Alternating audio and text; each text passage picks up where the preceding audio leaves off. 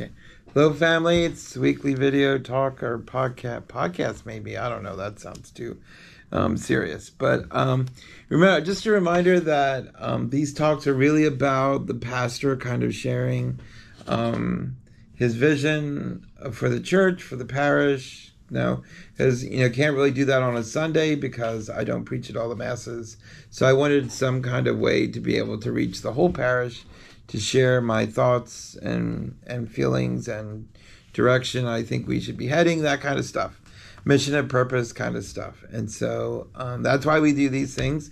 The last 2 weeks, the July 4th video and the July 11th video, I really encourage you to go back and watch those on YouTube. They're really important to our parish. They talk about finances and the state of our building and grounds here at St. Patrick's, and that's, I think, are really important. Both those videos are really important to watch just to get a sense of where we're at and why we're doing some of the things we're doing. And so I please encourage you to watch those things.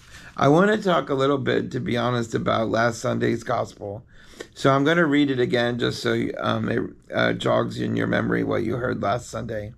It's from the Gospel of Mark, chapter 6, verse 7 to 13. So it's very short. Jesus summoned the 12 and began to send them out 2 by 2 and gave them authority over unclean spirits. He instructed them to take nothing for the journey but a walking stick, no food, no sack, no money in their belts. They were, however, to wear sandals, but not a second tunic.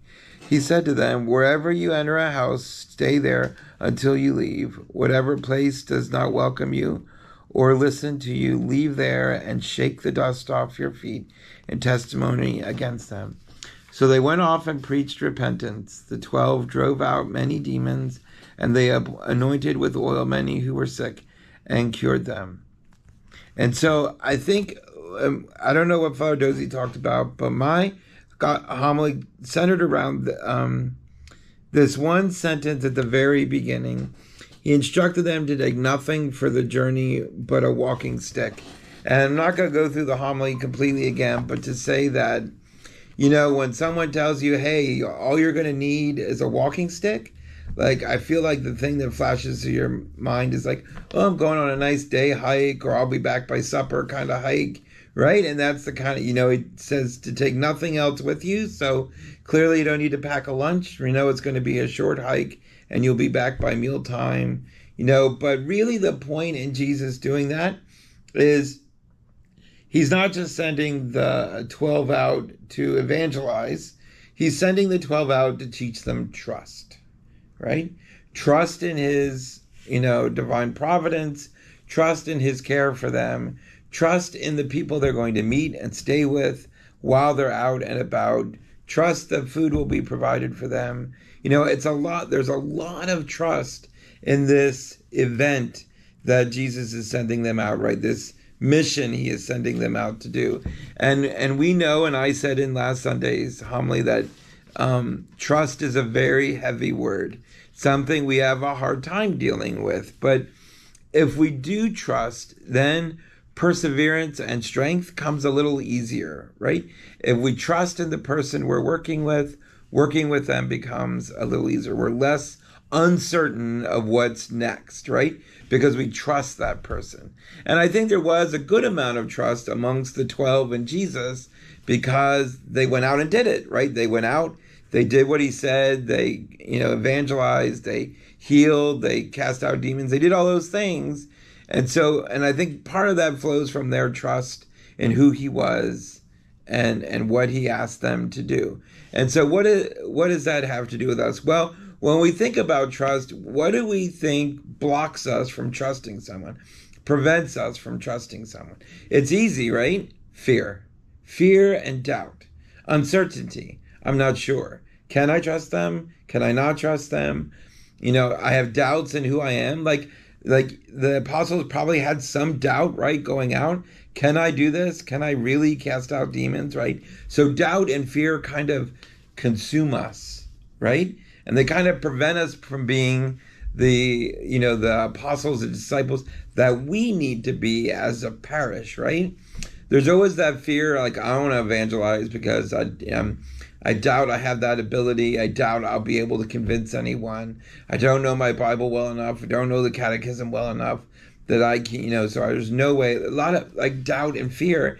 And so we need to find ways, right, to get rid of that doubt and fear and to trust that God will provide and God will give us the strength to do what we need to do. Especially in this day and age and everything that we're going through, we need to get rid of that doubt and fear that causes division, right? And we need to trust in God and bring unity back to the church and to be honest, to our country. And so how do we do that? What does that look like? Well, the two suggestions I made on Sunday were this. I said, one, you need to go to confession. You need to go to confession. Now, we're really good at confession at St. Patrick's. I'm not going to lie. Father Dozy and I sit in the confessional from 3:30 to practically 5 o'clock every Saturday, and it's nonstop every Saturday. We have nonstop confessions, which is great. But it doesn't mean we can't do more or you can't do more to go to confession. If you can't make it on a Saturday, you can book an appointment. You can ask us after daily mass. We'll pop into the confessional. Just the opportunity to confess, right? And just remembering that there's two ways to confess, right? There's at the very beginning of Mass, the penitential rite. If we're taking that penitential rite seriously, that is forgiving us of all our venial sins. Poof, gone. Right? It's confession with a priest, whether by appointment or on Saturdays, that forgives mortal sin. So mortal sin, confessions with a priest. Venial sins, the penitential rite before Mass, right at the beginning of Mass. So, and going to confession, and I've heard this 1,000 times in the 10 years I've been a priest, that once confession is over, people feel lifted up, right? They feel rejuvenated, right? And that's the idea, right? To cleanse our palate, to cleanse the sin from our lives so that we can trust God to grow closer to Him and be a part of whatever plan He has for us. That's the first thing. To help us learn how to trust better, how to trust God better, trust our faith better. And the second thing may sound a little weird, but after reading it in a commentary, I kind of agree with it. And I think it's really important. We're not an island. We can't do this alone. We need friends. Friends are the best shield against temptation. Good friends, right? Someone once said, and I've said this a million times in homilies, our character is defined by the friends we keep. Our character is defined by our closest friends. There are 5 closest friends, or the friends we keep. So having strong, faith-filled friends to walk with you on this journey, to say, hey, let's go to confession together. It's 3:30 on a Saturday.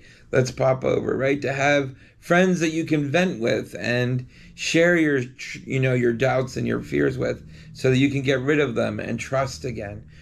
But you need to have good friends to do that, right? Not friends that are gonna, drag you off into badness and sin, but friends that will uplift you and give you strength and be a shield against temptation.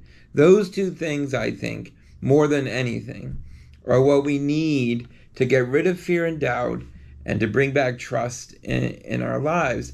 Because ultimately, it is us that is the struggle, not God. God is always there. Jesus is always there.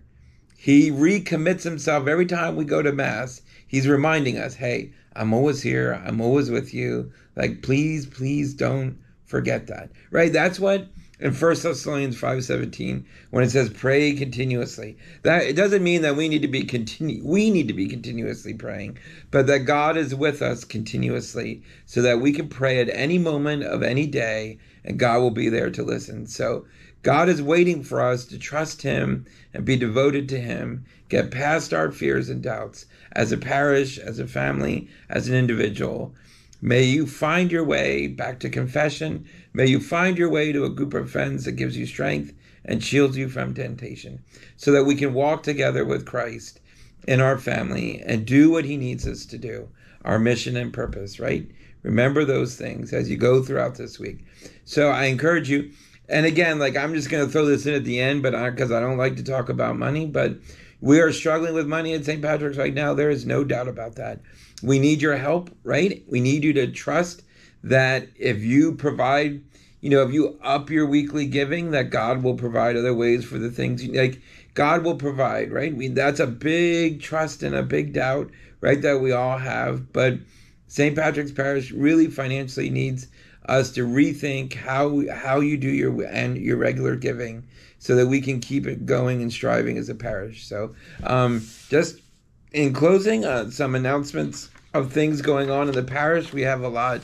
Well, maybe the editor will flash this later, but we have the Revealed Praise and Worship Night. Remember, we used to call it XLT. Now we're calling it Revealed, like we're revealing the Lord in adoration in the monstrance, and we're singing praise and worship music while we do that.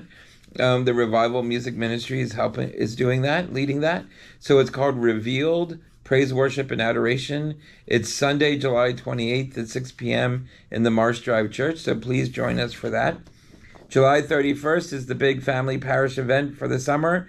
We're going to have a tailgate party from 5 to 7 in the Parish Activity Center parking lot. So please join us for that. And then on 7 p.m. in the Parish Activity Center gym, we're going to have a praise and worship concert with the MJM7 Band Missionary Tour. It's a great family that comes around and sings, and we had them last year. It was really great. So that whole day can be a nice, great family event. 5 to 7, come and tailgate, cook your hot dogs, hamburgers, have a nice picnic, and then go to the concert on the 31st, July 31st, 5 o'clock tailgate, 7 o'clock concert. And then next Sunday, the 21st, at the 9:30 a.m. Mass is the Mass for Military Appreciation and Peace, which we need now more than ever. And so if you're retired or active military and you want to wear your uniforms at that Mass, that would be great to show your support of the military. And then we'll have, I think, St. Ignatius Ministries having coffee and donuts after Mass. So please join us for that at the 9:30 Mass on Sunday. So have a great week, everyone. Love you. Thank you for listening. Bye-bye.